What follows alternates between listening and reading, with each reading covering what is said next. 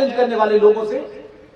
एक ही बात है, हजारों हजारों साल की हिस्ट्री निकाल के देख लीजिए, जिनकी किताब ये कहती है माल गनीमत, जिनकी किताब ये कहती है कि लूट के माल का हिस्सा बराबर बटेगा, और अगर उसमें औरतें भी लूटी गई हैं तो वो भी बराबर बांटी जाएंगी। ये दुनिया की एक किताब है जो ये फलसफा देती है, वो हमको ज्ञान दे। भगवान राम जब वनवास गए तो उनके पास क्या था? सूटकेस भर के कपड़े, क्या था? आज हिंदू समाज इस संकट से ग्रस्त है। आपके भगवान राम, भगवान कृष्ण आदर्श नहीं है। आपने कहां से 1947 में पिताजी को ढूंढ लिया है, वो आपके आदर्श है। मेरी उनसे कोई शिकायत नहीं, मुझे उनकी हरकतों से शिकायत है। गांधी जी साउथ अफ्रीका में थे, उस जमाने जो टॉयलेट का सिस्टम था वो बिल्कुल अलग था, और ये उन्हीं के बेटों ने बताई है बात। ये आरोप नहीं लगा सकता कोई कि देखिए साहब ये जो आरएसएस वाले हैं ना, ये ऐसी बातें चलाते रहते हैं। आरएसएस वालों का कोई इससे लेना देना नहीं, खामखा उन्हें बदनाम न करें। तो जो भी अंग्रेज आता था, जो पॉटी करता था, गांधी जी अपनी पत्नी से कहते थे इसको तुम साफ करो। एक दिन कस्तूरबा ने मने कर दिया, मैं ये नहीं करूंगी। जो आदमी दुनिया को टॉलरेंस का पाठ पढ़ा रहा हो, अहिंसा का पाठ पढ़ा रहा हो, उस अपनी पत्नी का हाथ पकड़ के आपने साउथ अफ्रीका की सड़क पे खड़ा कर दिया कि तू चुड़ैल घर में मत घुसना। यह आदमी हमारे राष्ट्र का पिता है, जिसकी इंटॉलरेंस का लेवल ये है। और हमको सिखाया उन्होंने कि अगर स्वामी श्रद्धानंद की हत्या रशीद ने कर दी है तो भी हमें रशीद को माफ कर देना चाहिए। खुद से तो अपनी पत्नी का जरा सा बात नहीं बर्दाश्त की, और हमको कहते हैं कि आप अहिंसक बनिए। पूरा इतिहास हिंसा से भरा हुआ है गांधी का। जरूरी नहीं है कि हिंसा हथियार से हो, शब्दों से भी होती है। तो ये झूठ का पाखंड समाप्त करना चाहिए, और जो आप पे उंगली उठाए आप उनसे एक ही बात कहिए। भगवान राम जब गए, जिनकी पत्नी को कोई किडनैप करके ले गया था, आप उस चरित्र को देखिए, उस मूवमेंट को देखिए कि वो अपनी पत्नी को छुड़ाने के लिए गए। रास्ते में समुद्र से रास्ता मांगा। ये मैं उन लोगों के लिए कह रहा हूं जो ये कहते हैं हम अहिंसावादी हैं। मैं उन लोगों से कहता हूं, कौन सा ऐसा भगवान है जिसके हाथ में हथियार नहीं? कौन सी ऐसी मां है जिसके हाथ में हथियार नहीं? भगवान को हाथ में हथियार रखने की जरूरत है। आप ऐसे कमाल के आपको कुछ भी रखिए, आपको इतना विश्वास है। भगवान राम ने जब तक मिन्नतें की समुद्र की, उसने बड़े नखरे दिखाए, और जब उसने धनुष बाण तान लिया तो वो फौरन लाइन पे आ गया और कहा कि बताइए। और वो गए यहां से, वो पुल बना और पुल में तमाम लोग शामिल हुए, फिर अपनी पत्नी को लेके आए। क्या कोई बता सकता है कि भगवान राम जो सोने की लंका से अपनी पत्नी को लेके आए, क्या 10 ग्राम सोना लेके आए थे? हमने उनका राज उन्हें दिया जिस काम के लिए गए थे। हमारी यह है और तुम्हारी यह है कि तुम जिस देश में जाते हो वहां लूट के अलावा कुछ करते ही नहीं। कोई मुकाबला नहीं हो सकता हमारा तुम्हारा। इस मामले में कम से कम जिना ईमानदार था, जिना ईमानदार था इस मामले में।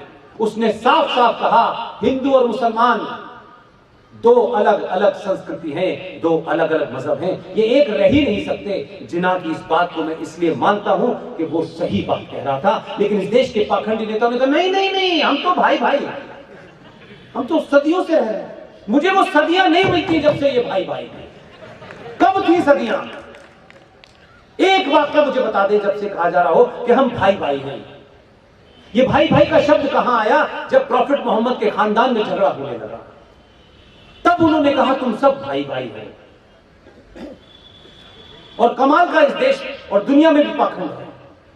कल 10 दिसंबर है, सॉरी 10 दिसंबर को 1948 में यूएनओ का एक ब्रांच बना, United nation human right concept.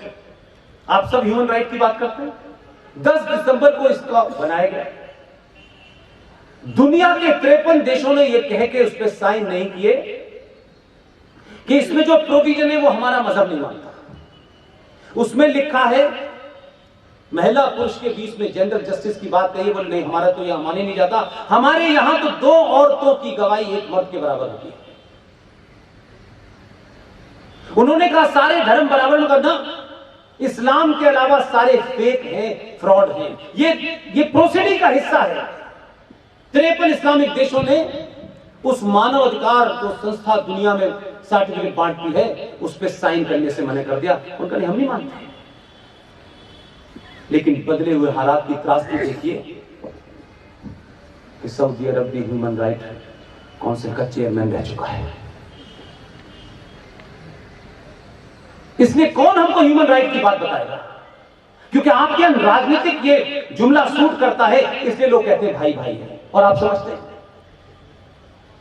आपको जितनी रफीक भाई की सेवैयां खानी है खूब खाइए, खूब गले मिलिए, लेकिन हफ्ते में एक दिन दलित के घर का पानी पी जाइए। इस बदलाव को आप नहीं लेंगे तो यकीन मानिए दुनिया की सबसे पुरानी सभ्यता जिसको नष्ट के कगार पे खड़ी है, उसके लिए आप सब लोगों को आने वाली पीढ़ियां माफ नहीं करेंगी। सभ्यताएं कोई चीज नहीं जो डिब्बे में रख के बनती है। और आप तो वो लोग हैं कि किसी से भी प्रेरणा ले लेते हैं। हम तो साधारण लोग हैं। हमारे जीवन में कौन है? 2 लोग हमको सड़क पे चलता जानते होंगे तो लोग कहते होंगे क्या कमीज पहने हैं, क्या तिलक लगाए है, क्या धोती पहने हैं, क्या फर्क पड़ जाता है अगर कोई ये कहे। ये सिर्फ भारत के सनातनी हिंदुओं की प्रॉब्लम है। घर से निकलते ही कहते हैं लोग क्या कहेंगे, हम उधर जा रहे हैं लोग क्या कहेंगे, हम ये कपड़े पहने लोग क्या कहेंगे, हमने तिलक लगा लिया लोग। अरे भाई लोगों को जो कहना है कहने दीजिए ना, आपको जो करना है वो करिए। और आप तो उस दौर में हैं जब भारत का शपथ लेके बना हुआ प्रधानमंत्री पशुपतिनाथ में 8 घंटे पूजा करके जब निकलता है तो उसके ऊपर गेरुए वस्त्र होते हैं और तिलक लगा होता है। जब वो नहीं शर्माता तो आप क्यों शर्माते हैं यार? आप उससे बड़े हैं क्या? वो मैसेज दे रहा है आपको। ये मैसेज है कि जो लोग अपनी पहचान, अपनी परंपराओं और आस्थाओं से शर्माने लगते हैं वो कौमें समाप्त हो जाती है। और बार बार देता है, हर बहाने से देता है। वो प्रधानमंत्री शपथ लिए बताएगा नहीं कि मैं तुम्हें मैसेज दे रहा हूं, ये नहीं कहेगा। उसके लिए हमें भेज रखा है। वहां से निकला केदारनाथ से बैठ गया, देखो ये उसको शर्म नहीं आई। भारत का एक प्रधानमंत्री 1991 से 1995 के बीच में पुर्तगाल गया। वहां के लोगों ने एक छोटा सा मंदिर बनाया। पुर्तगाल के वहां के भारतवंशियों ने कहा कि इसका इनॉग्रेशन कर दीजिए। लेकिन उस आदमी को मैं निजी तौर पे आधुनिक भारत का चाणक्य मानता हूं, लेकिन कुछ कंपल्शन रहे होंगे। उन्होंने कहा मैं सेकुलर भारत का प्रधानमंत्री हूं, मैं किसी मंदिर का उद्घाटन नहीं करूंगा। लेकिन आपके प्रधानमंत्री ने डंके की चोट पर पूरी दुनिया को 242 चैनलों ने पूरी दुनिया में लाइव किया कि राम मंदिर की पूजा में सबसे आगे बैठा। यह मैसेज है, बार बार आपको मैसेज दे रहा है। यह समय है उस मैसेज को समझें। आपको किसी के खिलाफ हथियार नहीं उठाने, किसी को गाली नहीं देनी है।